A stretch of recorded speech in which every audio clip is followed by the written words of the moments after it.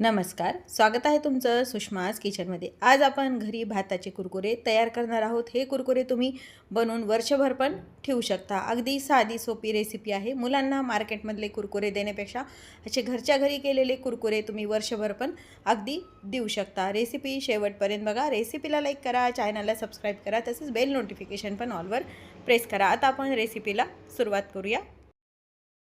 भाताचे वर्षभर टिकणारे कुरकुरे बनवण्यासाठी इथे मी रात्रीचा शिल्लक राहिलेला भात घेतलेला आहे। तुम्ही ताजा भात शिजवून पण हे कुरकुरे बनवू शकता।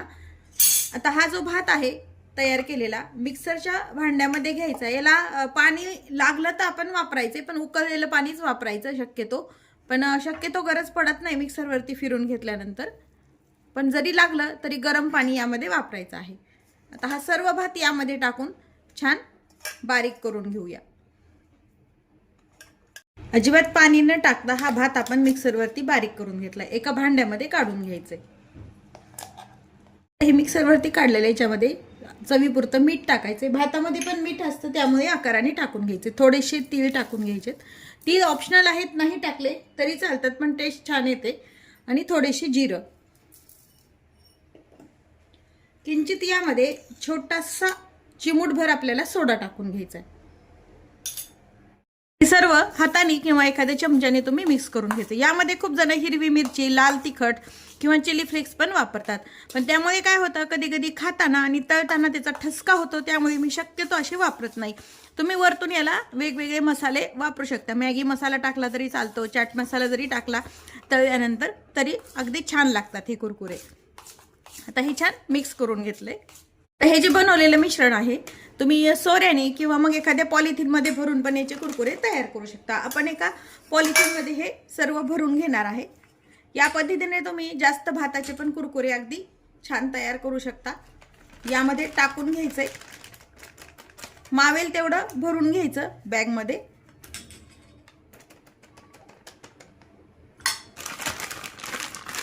जास्तही भरल्यानंतर वरतून हे निघून येतं, त्यामुळे शक्यतो पाहिजे तेवढंच भरून घ्यायचं या। आणि थोडंसं दाबायचं खालच्या साईडनं, आणि इथून आपल्याला एक छोटासा कट करायचा आहे। तोडून बाजूला काढायचं। मी एक ते डीमार्टला बॅग वगैरे येत नाहीत का सामानासाठी, ती बॅग घेतलेली आहे। तुमच्याकडे वेगळी पॉलिथिन असेल तर त्यावरती पण तुम्ही याचे कुरकुरे तयार करू शकता।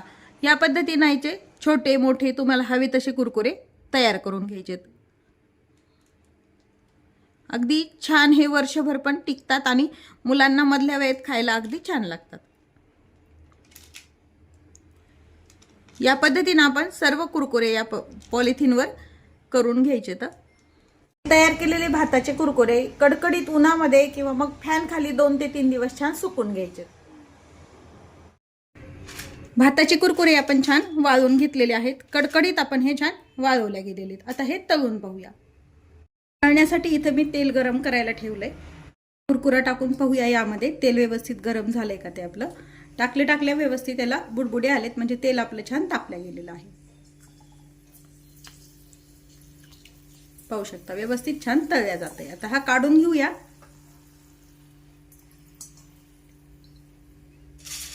आणि बाकीचे कुरकुरे यामध्ये टाकून छान फुलेपर्यंत तळून घ्यायचे। एका टिश्यू पेपरवरती हे कुरकुरे आपल्याला काढून घ्यायचे।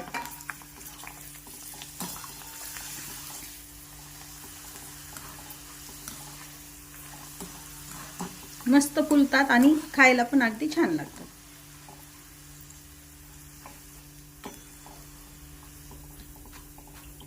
पूर्ण तेल निथळून घ्यायचं आणि टिश्यू पेपरवरती काढून घ्यायचे। बाकीचे राहिलेले कुरकुरे याच पद्धतीने तळून घेऊया। आता आपला भात थोडासाच होता, त्यामुळे एवढे कुरकुरे हे तयार झालेले आहेत। याच पद्धतीने तुम्ही अगदी भात तयार करून पण भरपूर प्रमाणात कुरकुरे तयार करून स्टोअर करू शकता आणि लागेल तसे तळून घ्यायचे। आता यामध्ये आपण तिखट वगैरे वापरलेलं नाही, त्यासाठी अगदी मुलांना आवडीला असा चटपटी त्याला फ्लेवर येण्यासाठी पेरी पेरी मसाला घ्यायचा आणि यावरती आपल्याला भुरभरून घ्यायचा आहे। तळून घ्यायचं आणि नंतर यावरती टाकून घ्यायचं। किंवा तुम्ही मॅगी मसाला वापरू शकता, पण पेरी पेरी मसाला वापरल्यानंतर विकतच्या कुरकुऱ्यासारखा टेस्ट छान येते त्याला।